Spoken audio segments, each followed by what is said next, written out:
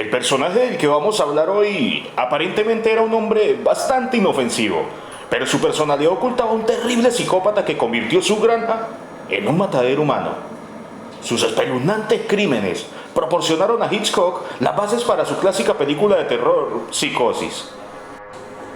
En la tarde del 8 de diciembre de 1954, un granjero de Plainfield, en Wisconsin, entró en la taberna de los Hogan a echar un trago en esa tarde fría de invierno.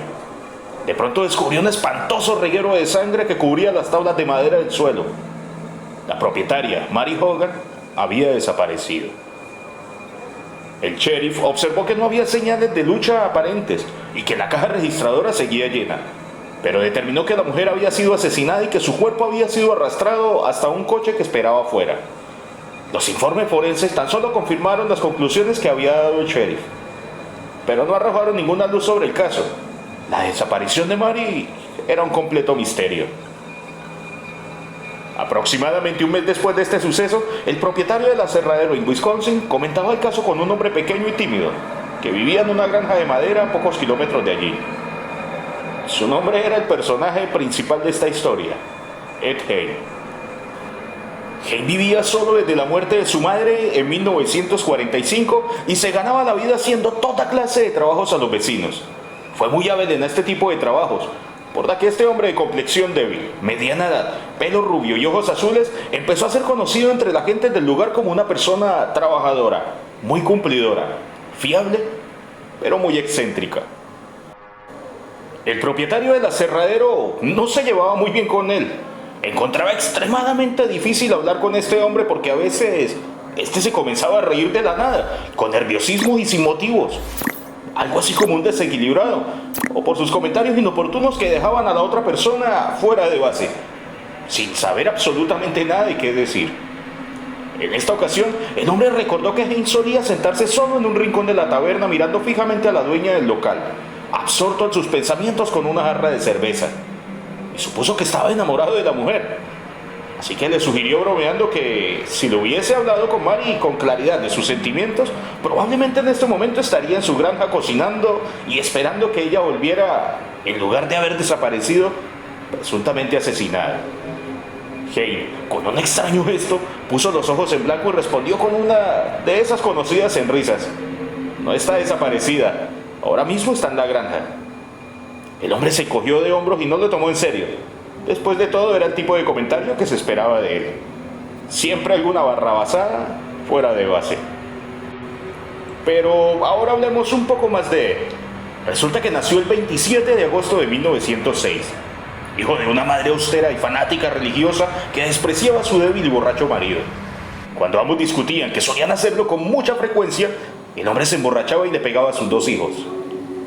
Desde el primer momento la vida de Ed estuvo completamente dominada por su madre, quien se había prometido a sí misma que su hijo no sería nunca como esos hombres lascivos, ateos y alcoholizados que veía a su alrededor. Seguía una disciplina muy dura castigando a sus hijos fuertemente e incapaz de darle el amor, el consuelo y todo lo que un hijo se merece por parte de una madre. Gein no tuvo contacto con otros niños, pues todo el mundo suponía que ante los ojos de esa madre eran una amenaza para la pureza moral de su hijo. Así fue durante 39 años hasta que esta mujer murió víctima de un ataque al corazón, dejando tras ella un hombre bastante dependiente, muy reprimido, bastante solo y en un mundo que a duras penas comprendía. La mañana del sábado, 16 de noviembre de 1957, Ed Gein asesinaba a la dueña de la ferretería del pueblo, Bernice Borden, disparándole con una bala de su viejo rifle de caza de calibre 22. También en esta ocasión se llevó el cadáver en la furgoneta, dejando el suelo del local bastante encharcado de sangre. Pero esta vez habría un testigo, el libro de contabilidad. Resulta que en su última anotación figuraba el nombre de Ed Gein, a quien habría vendido su último anticongelante. Dos oficiales de la policía arrestaron a Gein, mientras otros dos se dirigían inmediatamente a su granja con la intención de llevar a cabo un registro bastante minucioso. Al pasar dentro, el sheriff sintió como algo le rozaba el hombro y al volverse se topó con un cuerpo decapitado de una mujer con un profundo agujero en el estómago que colgaba del techo. Después de recuperarse del shock por el horror que habían presenciado y tras pedir ayuda por radio, los dos hombres volvieron a la casa. El cadáver colgaba de un gancho por el tobillo y con un alambre le habían sujetado el otro pie a una polea. Habían rajado el cuerpo desde el pecho hasta la base del abdomen y las tripas brillaban como si las hubiesen limpiado o las hubiesen lavado con algo. No había duda que el causante de ese terrorífico espectáculo era una persona enferma. Era difícil de creer que un ser humano pudiera vivir allí. Por todas partes se veían montañas de basura y desperdicios, cajas de cartón, latas vacías, herramientas oxidadas, excrementos, revistas pornográficas de terror y también de anatomía humana. Chicles pegados en las tazas de café y una dentadura completa sobre el mantel de la mesa. ¡Qué escalofriante! Habían varios cráneos por la cocina, algunos partidos por la mitad y empleados como cuencos. Más tarde, en cuanto llegaron más patrullas, se descubrió que en el interior de la casa había un horror todavía más grande escondido. Una inspección más detallada reveló que en una de las sillas de la cocina estaba hecha con piel humana, como las pantallas de las lámparas, las papeleras, las fundas con los cuchillos e incluso una prenda de vestir, como un chaleco o un cinturón formado con pezones humanos.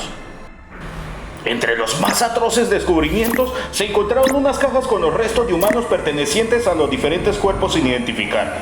El corazón y la cabeza amputada de Bernice Worden, en una bolsa de plástico, una colección de 9 máscaras de piel humana con el pelo intacto, de las cuales 4 colgaban en la pared que rodeaban la cama de Hain.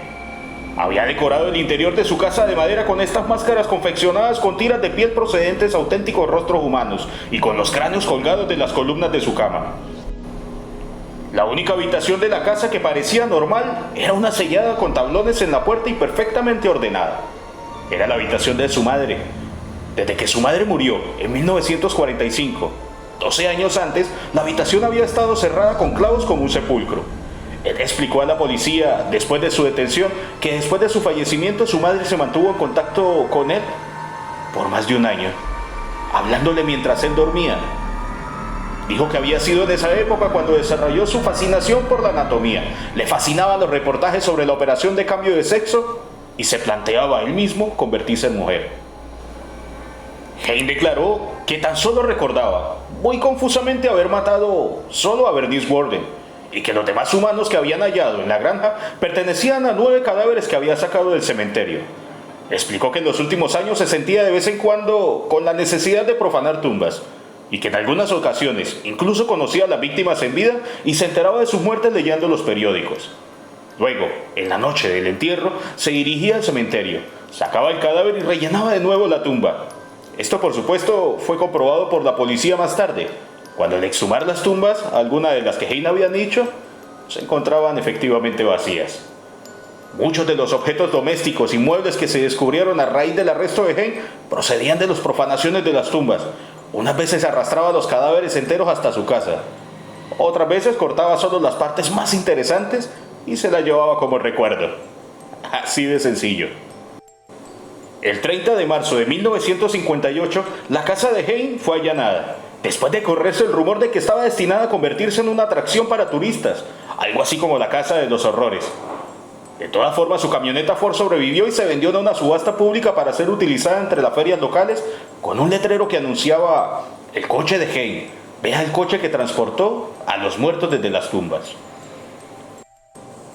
Este hombre guardaba en su casa varias cabezas casi intactas. Además, se elaboraba muebles con la piel y huesos de los cadáveres.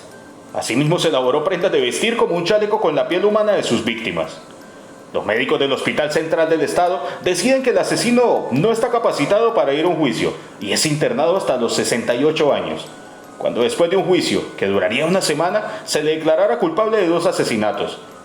Pero al aducirse una locura, fue de nuevo internado.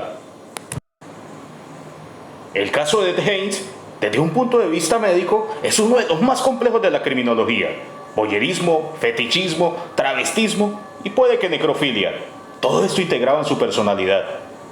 Sin embargo, a medida que se iba conociendo su verdadera historia, se hizo evidente que sus perversiones eran meras manifestaciones de una psicosis profunda, un trastorno mental que tenía desde sus raíces, debido a la relación anormal que tenía con su madre.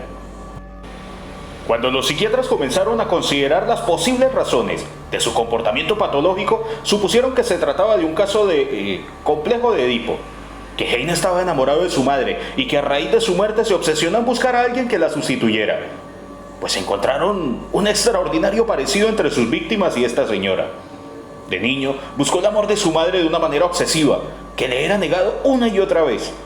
O así como en su mente desarrolló una nueva personalidad, un Ned que odiaba a la mujer.